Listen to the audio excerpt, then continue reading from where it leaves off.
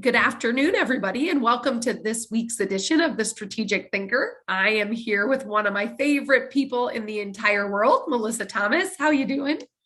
Hey Heather, who can beat that kind of greeting, right? Right, it's true too. So we come together each week, as you know, Melissa, to really talk through Spark and the Dental Enterprise Value Matrix. It's really just our way of focusing on the things that matter most in group dental practices, the things that ultimately drive value. So we do this by focusing on these four quadrants: cultural, financial, personnel, and process. And it's always our team's objective to really try to find ways to help group practices narrow in on the things that might be challenging for them right now, or the things that might make their lives just a little bit easier.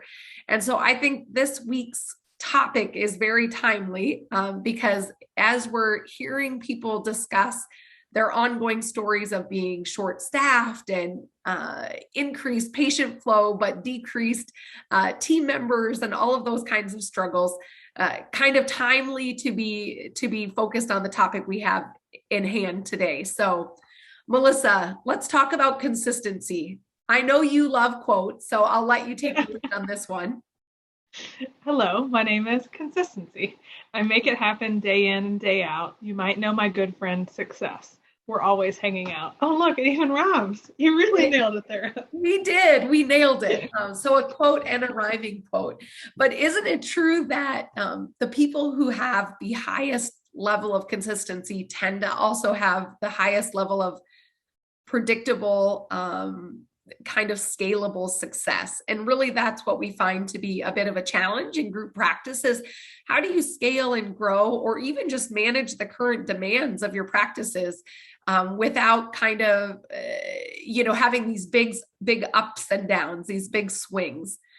So we're going to talk about consistency. And Melissa, I love Melissa's brain because she has spent a good amount of time on the analytical side of dentistry and also the people side of dentistry, which I think is an interesting marriage. So Melissa, we're going to talk about consistency, but we know consistency is hard work. And we kind of tend to start blaming our team members when we find that we're not being as consistent as we should be, when we find that people are cutting corners or we're not getting the results that we need. So talk to us a little bit about the cognitive load and some of the things we need to do to make it easy for people to just truly have a better chance at being consistent.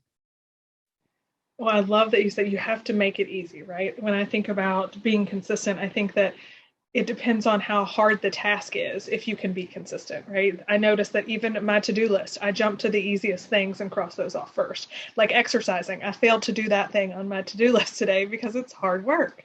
And so you think about that you really want to do, if they're not easy, they're easily sort of pushed aside and easier things come first. And I think that the when you talk about the cognitive load, I think a little bit about everything, but just making it easier on someone to we immediately jump to processes in the dental practice. If it's not easy to grab the new patient paperwork, if you have to go all the way in the back room or wherever it is, then you're just making it more difficult and you're putting up barriers to the consistency. So I think about ways to even reduce the number of steps that it takes. If it's entering it here, doing it here and here, can you minimize it from 4 steps down to 2? That really helps limit your cognitive load. Can you, do anything to save time and make it more intuitive on the individual? I think really helps them do it successfully each and every time. Absolutely. And I love the fact that you brought up processes, because I do think our natural tendency when things are a bit inconsistent and outcomes and performance are a bit inconsistent, I think our tendency is to start figuring out which person isn't doing the things they're supposed to do, right? And sometimes it's true. Sometimes it comes back to someone who maybe hasn't been trained the way they should, or they just really don't understand the why behind what we're asking. But oftentimes it's that our process hasn't evolved with the growth of our practice, or the decrease in team members or the increase in patient flow. So process really is key to consistency. So I have a little test for Melissa and I. We're going to do a little experiment, and Melissa's going to be group A and I'm going to be group B. And this is really just an example of some of the things we kind of put out there as really a representation of what we're expecting from our team members on any given day. So Melissa, you're group A, I'm group B, and our task is to count the number of dots. Right? So you're the accounting major, right? You got the harder group. But it's a really perfect representation of what happens in a dental practice, right? We know what we want the end result to be. In this scenario, we want to know how many dots are on each side of the slide, right? But certainly a whole lot easier for me to come up with my conclusion than it is for you. But if we're not careful, we might just say, well, geez, Melissa, took 5 times longer than Heather to figure out how many dots, or she wasn't able to get the same answer twice, or whatever it might be. And again, not really recognizing how hard it is that we're making it for you to get the result we're looking for. And I'm going to identify a character flaw because I immediately just wanted to cheat and go to your side and count it up, right? So I was like, well, but I think it's a good example because if you know there's another option to get to the same end result, like I know I can just look at yours and say, oh, there must be 100 dots without even counting them. But I think that that's what happens in our practices too. The team members figure out a shortcut, right? They figure out maybe an easier way to get to the same answer, but we might be frustrated that they're not being consistent and following a process, and it may be the process that needs to be reevaluated. So really taking, I think that I often made that flaw when I was working for, a larger group and looking at all the processes in a practice, because it's easier to sit back here and think about what could be done in 100+ practices. But then when you go into the practice and you see it happen and you go, oh, wait, patient actually has to fill it out. Then you have to enter it into the computer. Then you have to reprint it and have them sign it. I'm like, well, that seems just silly. I know it was intended to be a consistent process that could be followed, that had steps and had all those good things, but that doesn't make any sense. And so until you really get in the weeds, if you will, and look at it, you might realize that maybe we could move to that 20 dots, 20 dots, 20 dots example. Exactly. And I love the fact that you brought up sometimes there are people who are creating the process who aren't the same people who are having to live it every day, right?